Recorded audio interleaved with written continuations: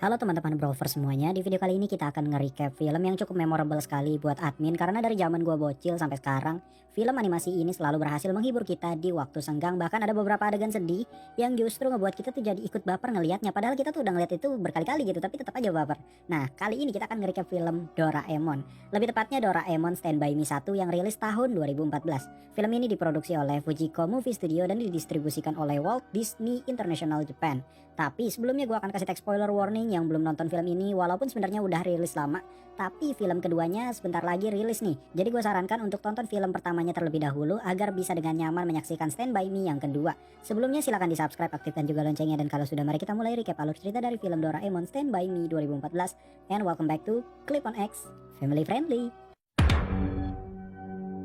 Film dibuka dengan Nobita yang sedang tertidur di kamarnya dan bermimpi terbang bersama dengan Shizuka. Ya, dia adalah perempuan yang disukai oleh Nobita. Tiba-tiba ia dibangunkan oleh ibunya. Aing pernah ya kayak begini, mimpi kejeledak gitu kan. Nobita pun langsung bergegas bangun dan pergi sekolah karena sudah telat. Dan benar saja Nobita dihukum di luar kelas karena terlambat masuk sekolah. Ia juga sempat diledekin oleh Suneo. Beberapa saat kemudian Giant pun datang untuk ngeledekin Nobita juga. Untungnya Shizuka datang juga untuk menolong Nobita. Sepulang sekolah mereka pun bermain baseball di lapangan legend kebanggaan kita. Di sini ada adiknya si Giant yang bernama Jaiko. Sore harinya Nobita malah ketiduran karena dia ini bingung bagaimana cara mengubah nilai nolnya itu. Nah, sepanjang scene ini sebenarnya sedang dipantau oleh Doraemon dan satu karakter lagi yang nanti kalian tahu dia siapa. Doraemon kini ditugaskan untuk membantu Nobita agar hidup Nobita lebih berwarna lagi.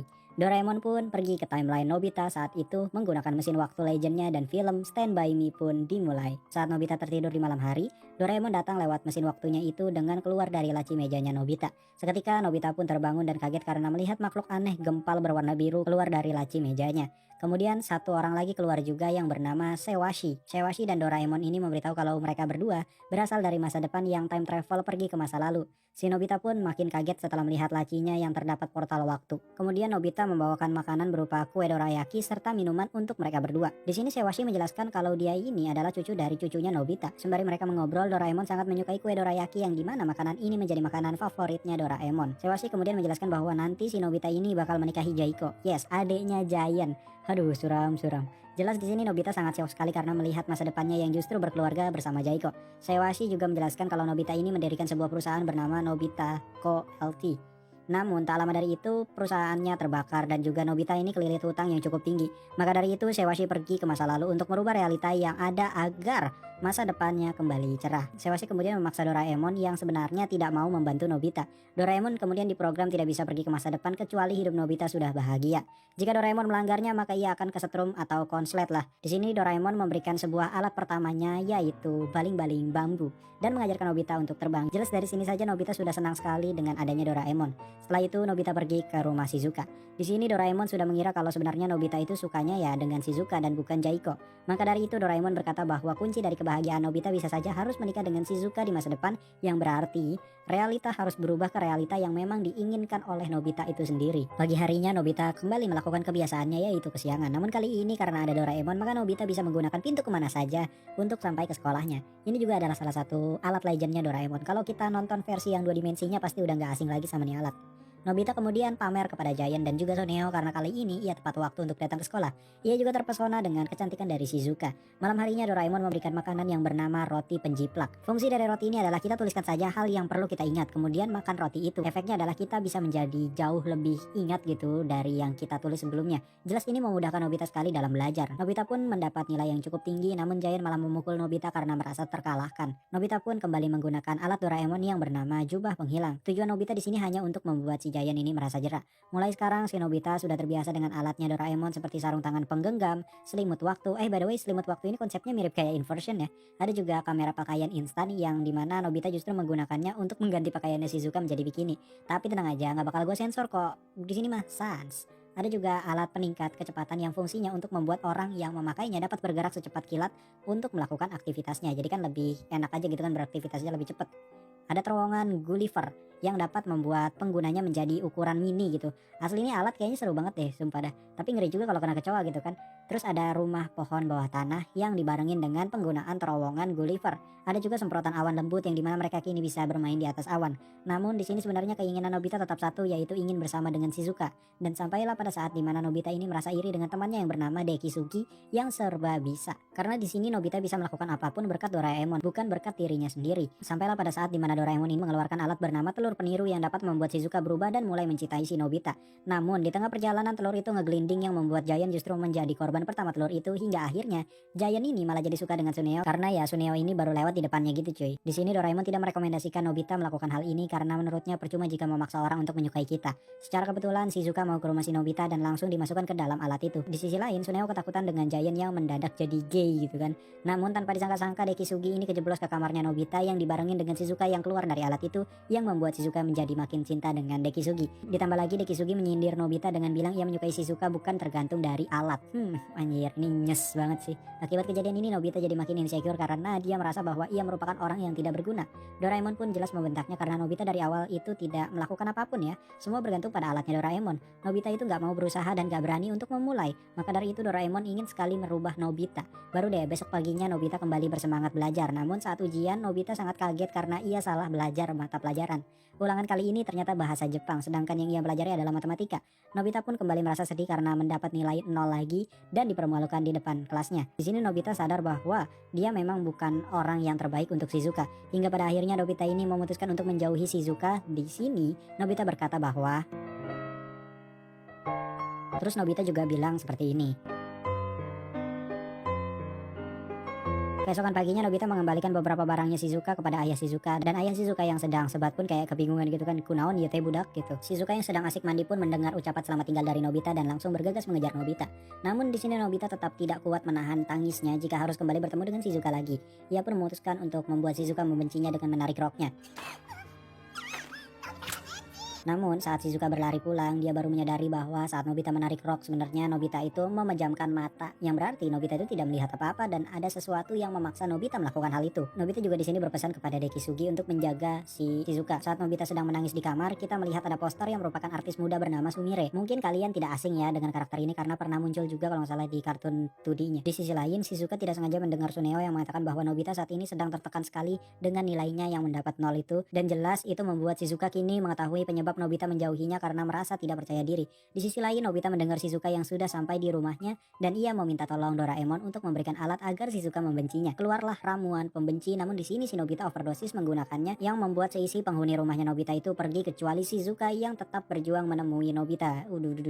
Nobita pun akhirnya memuntahkan ramuan itu dan Shizuka pun menyatakan bahwa ia sangat mengkhawatirkan Nobita. Malam harinya Doraemon memberitahu bahwa masa depan sudah berubah sedikit demi sedikit dengan apa yang dilakukan Nobita saat ini. Doraemon memberikan gambaran dari masa depan di mana Shizuka yang sudah berubah menjadi mama idaman dan sedang memarahi anaknya Nobita, yang berarti Nobita itu menikahnya dengan Shizuka dan bukan dengan si Jaiko Suram.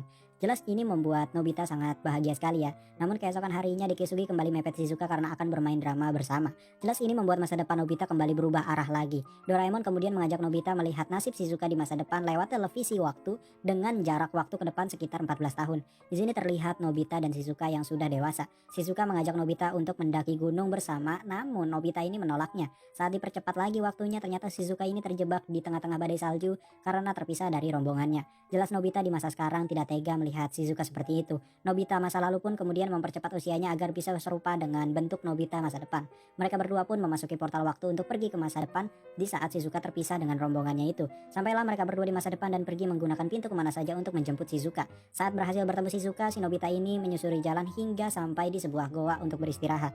Di sini Shizuka sedang tidak enak badan karena tertular flu. Di sini juga Shizuka menyadari bahwa Nobita ini membutuhkan orang untuk mendampinginya sebenarnya. Maka jawaban dari Shizuka itu adalah iya. Kemudian setelah itu Shizuka pingsan. Nobita pun berusaha membawa Shizuka ke pintu kemana saja agar segera ditolong Doraemon. Namun pintu kemana sajanya ternyata sudah terkubur salju yang membuat Nobita ini kebingungan, ditambah denyut nadi Shizuka juga semakin melemah. Nobita pun menghafal tanggal dan jam kejadian ini, kemudian mengingatnya agar di masa depan saat ia pada di timeline yang sama seperti sekarang, ia mengingat bahwa Shizuka ini dalam bahaya. Dan benar saja di sini masa depan berubah total, di mana Nobita versi sekarang ternyata mengingat tanggal yang dulu ia ingat di masa lalu saat pergi ke masa sekarang. Mereka pun dapat diselamatkan oleh Nobita di zaman itu. Shizuka pun berhasil dibawa ke rumah sakit. By the way, ini mobilnya merek Toyota ya. Di sini Nobita kecil menawarkan untuk memperkenalkan Nobita dewasa ke Doraemon, namun Nobita dewasa menolaknya dan bilang bahwa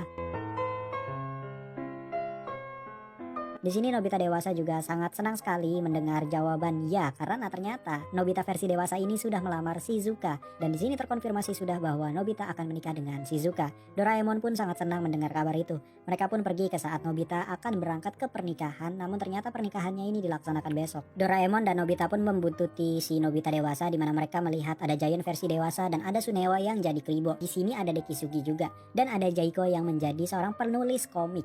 Setelah itu mereka berdua ke rumah Shizuka, yang dimana Shizuka ini ingin berbicara kepada ayahnya. Doraemon pun membantunya secara diam-diam dengan alat pemancar kejujuran. Ketika Shizuka berkata jujur bahwa ia ingin membatalkan pernikahan karena Shizuka belum bisa membalas kebaikan orang tuanya. Namun ayah Shizuka berkata seperti ini. Ayah Shizuka kemudian menceritakan bagaimana Shizuka lahir pada jam 3 dini hari dan juga beberapa kenangannya yang tak terlupakan. Ayahnya juga berkata kalau ia sudah tepat memilih Nobita untuk menjadi pendamping hidupnya. Maka dari itu Shizuka tidak perlu khawatir lagi. Nobita kecil dan Doraemon yang melihatnya secara langsung pun memutuskan untuk kembali pulang ke masa lalu, kemudian menemui Shizuka untuk berjanji akan membahagiakannya. Saat sore hari Nobita merasa bahwa ini adalah hari paling membahagiakan lama dia hidup gitu cuy.